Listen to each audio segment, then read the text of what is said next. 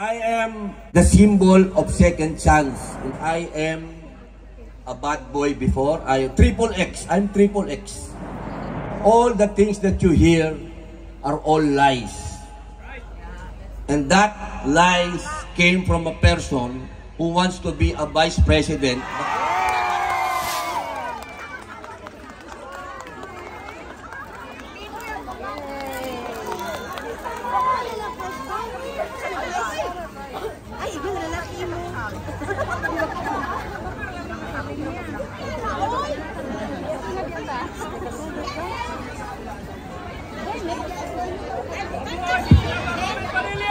Mabuhay!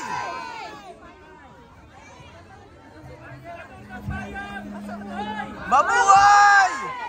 Mabuhay mga mahal kong kababayan. Isang maulang hapon po sa inyong lahat. Hayaan niyo po ako makapaghayag ng aking pasasalamat po sa inyo sapagkat ang ating pong PDP laban ay naging matagumpay. Lalong-lalo na po sa mga boto po ninyo. Solid na solid po lahat ang ating mga bayaning OFW. Sa lahat po ng mga dual citizen ng mga Pilipino, hindi nyo po pinabayaan ang mga kandidato ni Digong. Kaya maraming salamat po sa inyo. Ngayon po, parang malalaglag kasi ito eh. Alam naman po natin na sa matagal na panahon, ang atin pong mahal na dating Pangulo, magmula po nung March hanggang ngayon, ay nakapiit pa. Naging matagumpay ho tayo sa eleksyon. Ang sabi nga nung abogado niya ay protest vote. Nakakuha po tayo ng magagandang boto. Pero, hindi po natatapos doon. Sapagkat ang tunay pong pakikipaglaban, nandito po ngayon sa Netherlands. Kung inyo pong mapapansin, ma'am, hello.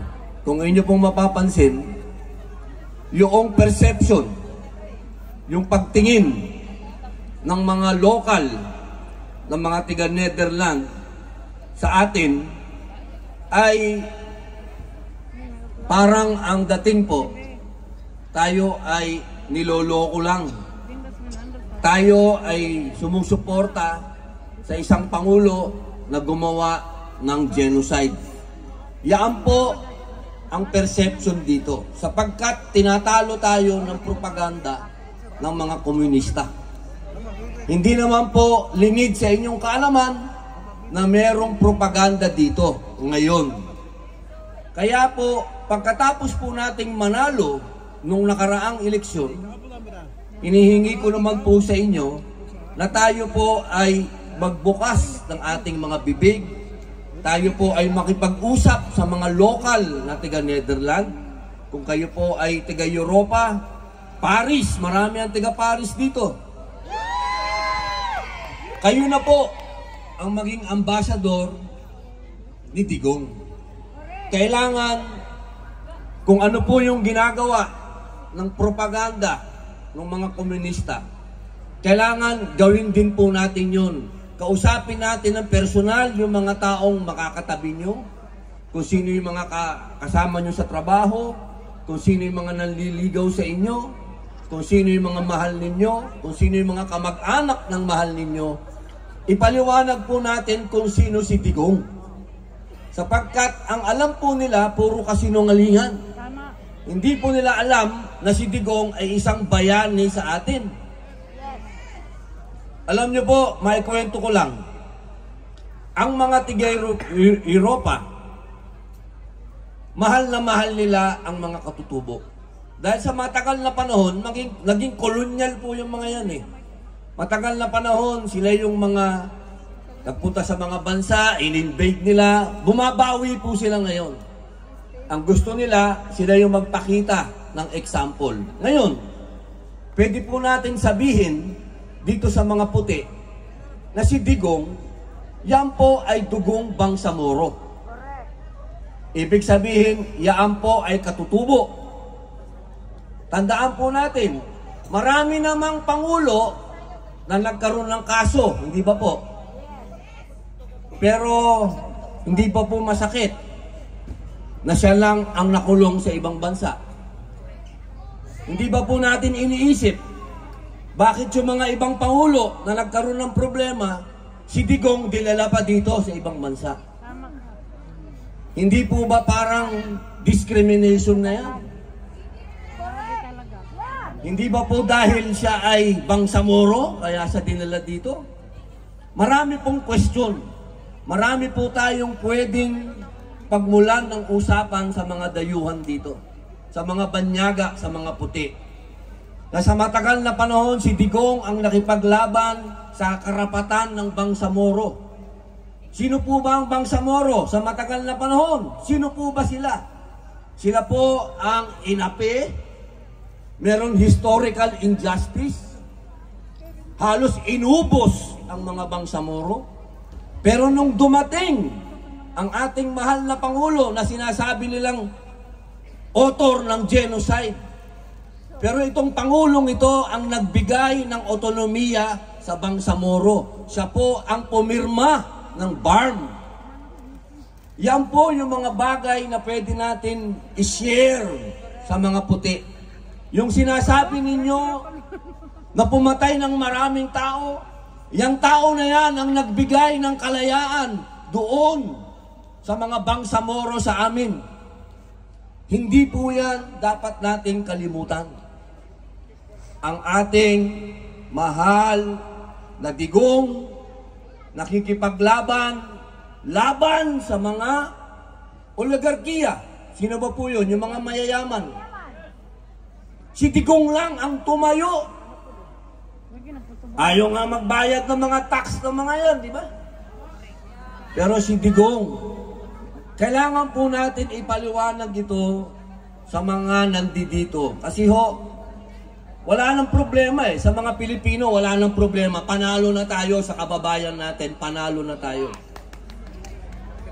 Ang kailangan nating makuhang puso, yung mga nandito sa Europa. Kasi po, wala na sa kamay ng Pilipinas kung mapapauwi si Digong. Wala na sa kamay ng Pilipinas. Nandito na po sa kamay ng mga European. Kaya, ipaliwanag nyo po sa kanila kung paano ang suporta nilang binibigay sa mga Palestino. Dapat ganun din ang ibigay nilang suporta dito sa laban natin kay Digong. Dahil si Digong ay biktima ng masamang publicity, masamang propaganda, black propaganda. Kailangan natin sabihin sa kanila na hindi totoo yan. Yung sinasabi ninyong pinatay niya, mga kriminal, mga halangang kaluluwa, mga durugista na pumapatay ng mga bata, nang re-rape ng matatanda, pagkatapos rape, pinapatay, ninanakawan. Hindi po tayo pwedeng puro ganito lang tayo, makikita tayo, kakanta, magsasalita. Hindi po, nasa kalsada ngayon ang pakikibaka natin. Kung mausap tayo ng mga puti, kahit hirap ako mag-English, I will English for you. I will explain to you. Every night, every day, especially to a beautiful woman.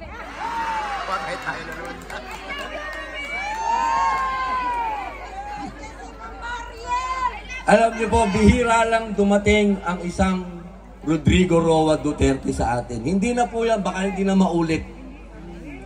Isang tatay natin, boyfriend ng karamihan, lolo ng karamihan, bihira na po yan. Tatay ng bayan, opo, maging proud tayo na kapag kinukwento natin sa ibang lahi kung sino si Digong, kailangan maramdaman po nila yung nararamdaman natin. Kasi marami nagtatanong bumalik ka na naman dyan, anong ginagawa mo dyan?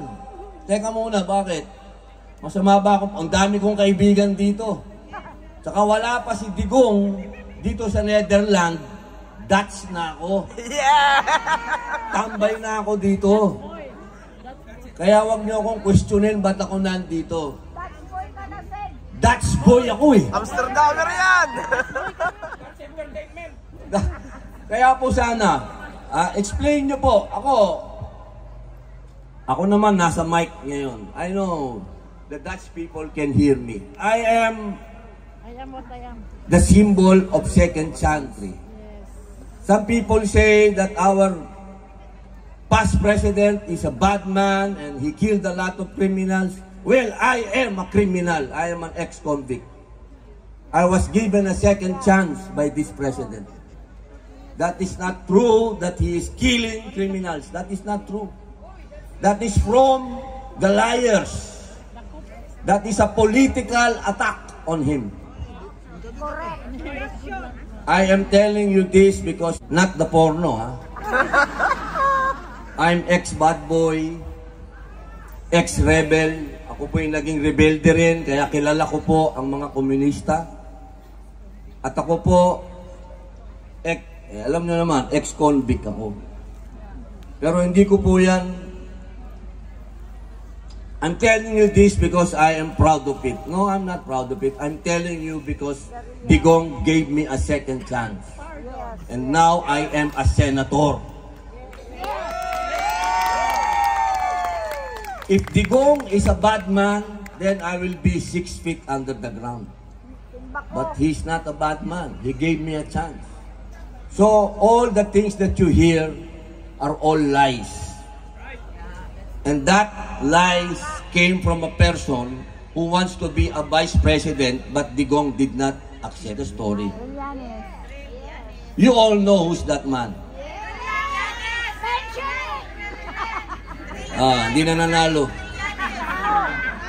Yeah. That guy never won an election anymore.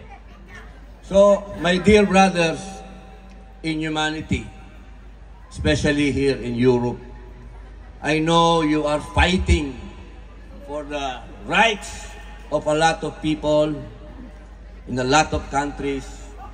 I hope you could see now, for how many months we are here, we are knocking at your hearts, and we are telling you deep inside our hearts that you have imprisoned a very good man, and that is a very wrong thing. You have in your prison a man who brought us hope, who brought us order, who made us proud that we are Filipinos. So I hope one day you will make us happy, because one day the Netherlands will release our dearest President Rodrigo Roa Duterte. Maraming salamat po. Mahal ko po kayong lahat. Hindi tayo, walang iwanan. Pwede na tayo mag-picture. Wala nang ulan. Yeah! Let's do it! Alright! Duterte! Duterte! Duterte! Duterte! Duterte! Duterte! Duterte! Alright. Thank you, Senator Robin Padilla, for the really nice speech, sir.